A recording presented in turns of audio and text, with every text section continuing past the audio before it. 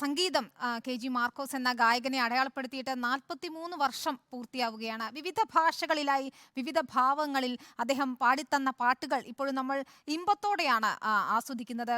ഈ വർഷമാകട്ടെ അപ്രതീക്ഷിതമായി അദ്ദേഹത്തിന് പ്രേമലു എന്ന ചിത്രത്തിലെ മനോഹരമായ ഒരു ഗാനവും നമ്മളെ തേടിയെത്തി. അങ്ങനെ ന്യൂജൻ വൈബുള്ള കിടുക്കാച്ചി പാട്ടുമായി പ്രേമലുവിലൂടെ അദ്ദേഹത്തിന് ഒരു റീ എൻട്രി കൂടി ആയിരിക്കുകയാണ്.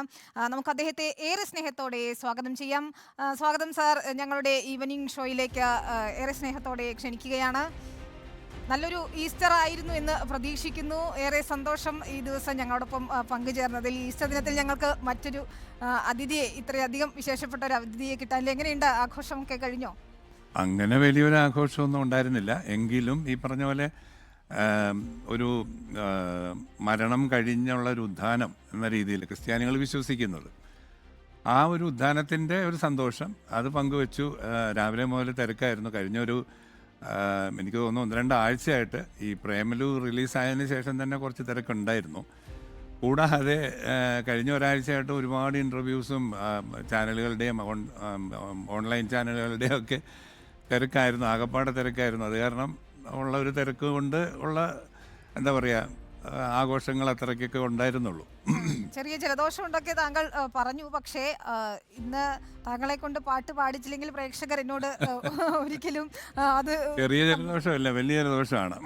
കാരണം ഇടയ്ക്കിടയ്ക്ക് എൻ്റെ ശബ്ദം പാളി പോകുന്നുണ്ട്. കാരണം ഒരു 2 ആഴ്ച ആയിട്ട് അത്യാവശ്യം നല്ല ജലദോഷത്തിലായിരുന്നു. കാരണം ഞാനൊരു വീട് വെക്കുന്നുണ്ട്. അതിൻ്റെ ഒരു 6 മാസമായിട്ട് അതിൻ്റെ പുറകിൽ ഇടയ്ക്കിടയ്ക്ക് പോകും. അപ്പോൾ അവിടുത്തെ പൊടിയും വലിയ സന്തോഷങ്ങളാണ് ഈ വർഷം. ഇപ്പോൾ ഞങ്ങളെ സംബന്ധിച്ചിടത്തോളം, പ്രേക്ഷകരെ സംബന്ധിച്ചിടത്തോളം വീണ്ടും പ്രേമലുവിലൂടെ താങ്കളുടെ ഒരു പാട്ട് പിന്നണി ഗാനരംഗത്ത് വീണ്ടും താങ്കളെ ലഭിച്ചു, താങ്കളുടെ പാട്ട് ലഭിച്ചു എന്നതാണ് പ്രേക്ഷകരെ സംബന്ധിച്ചിടത്തോളം വലിയ സന്തോഷം. തീർച്ചയായിട്ടും. അത് എങ്ങനെയുണ്ട് പുതിയ ആളുകളോടൊപ്പമുള്ള ഈ ഒരു ന്യൂ ജെൻ പാട്ടിൽ എങ്ങനെയുണ്ട് വൈബ്? സത്യം പറഞ്ഞാൽ ഏത് വൈബിനോടും ചേരാൻ ഞാൻ റെഡിയാണ് എന്നും. പിന്നെ എക്സെപ്റ്റ് എൻ്റെ പറയുക സ്റ്റേജിൽ കിടന്നുള്ള ചാട്ടോട്ടമല്ല, പാട്ട് ശബ്ദത്തിലൂടെ എങ്ങനെ വേണേലും പാടാനുള്ളൊരു ആർജവം ഉള്ളിലുണ്ട്. അപ്പോൾ തീർച്ചയായിട്ടും ഞാനത് പ്രതീക്ഷിച്ചിരുന്നു. പക്ഷേ ഇന്നത്തെ കുട്ടികൾ അല്ലെങ്കിൽ ഇന്നത്തെ ജനറേഷൻ അത് എങ്ങനെ എടുക്കും, എൻ്റെ ശബ്ദം അല്ലെങ്കിൽ എന്നെ പോലുള്ളവരുടെ ശബ്ദമോ അല്ലെങ്കിൽ നമ്മുടെ പ്രകടനമോ ഒക്കെ അവർക്ക് വേണോ വേണ്ടയോ എന്നുള്ളൊരു കൺഫ്യൂഷൻ ഉണ്ടായിരുന്നു. പക്ഷേ എന്നെ വിളിച്ചിങ്ങനെ ഇത് ചേട്ടന് വേണ്ടി തന്നെ ഞങ്ങൾ ഉണ്ടാക്കിയ പാട്ടാണെന്ന് പ്രത്യേകമായിട്ട് അവർ ഇൻസിസ്റ്റ് ചെയ്ത് പറഞ്ഞപ്പോൾ പിന്നെ എനിക്കൊരു ധൈര്യമായി. അങ്ങനെ പിന്നെ ഞാൻ ഈ പാട്ട് ഏറ്റെടുത്തു, പാടി.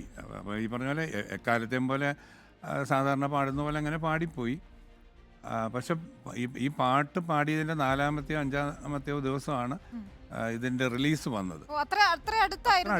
ബാക്കിയെല്ലാം അവർ ചെയ്തു വെച്ചു, പാട്ട് മാത്രം അവർക്ക് പോസ്റ്റ് ചെയ്താൽ മതിയായിരുന്നു.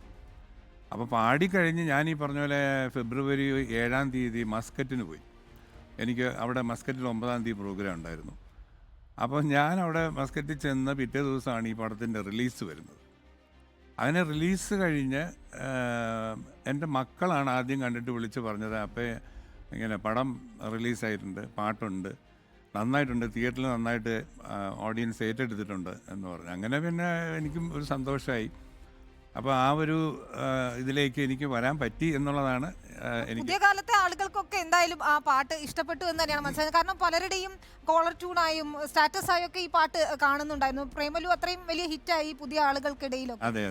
പടവും 100 കോടി ക്ലബിലേക്ക് വന്നു. പാട്ടാണെങ്കിലും എനിക്ക് തോന്നുന്നു 1 മാസം കൊണ്ടാണ് 40 ലക്ഷത്തിൽ പരം ആൾക്കാർ കേൾക്കുകയും കാണുകയൊക്കെ. യൂട്യൂബിന് താഴെയുള്ള കമന്റുകൾ ഞാൻ നോക്കുമായിരുന്നു ആ പാട്ടിന്റെ. അത് എല്ലാം പുതിയ തലമുറയിൽപ്പെട്ട ആളുകളുണ്ട്, പഴയ ആളുകളുണ്ട്, എല്ലാവർക്കും വലിയ സന്തോഷത്തോടെ തന്നെയാണ് അതിൽ 99% ആൾക്കാരുടെയും പോസിറ്റീവ് കമന്റ്സ് ആണ്. അവർ പറയുന്നത് മാർക്കോസ് സാറിനെ തിരിച്ച് ലൈം ലൈറ്റിലേക്ക് കൊണ്ടുവന്നതിന് ഈ ടീമിനുള്ള നന്ദി എന്നുള്ള രീതിയിലാണ് പലരും എഴുതിയിരുന്നത്. അതുപോലെ നമുക്ക് ആ ഒരു പോസിറ്റീവ് എനർജിയാണ് ഓഡിയൻസിൻ്റെ ഇടയിൽ നിന്ന് കിട്ടിയത്. അപ്പോൾ അതുകൊണ്ട് വീണ്ടും പാടാനുള്ള എനർജി ഉണ്ട്. പക്ഷെ പാട്ട് കിട്ടണം.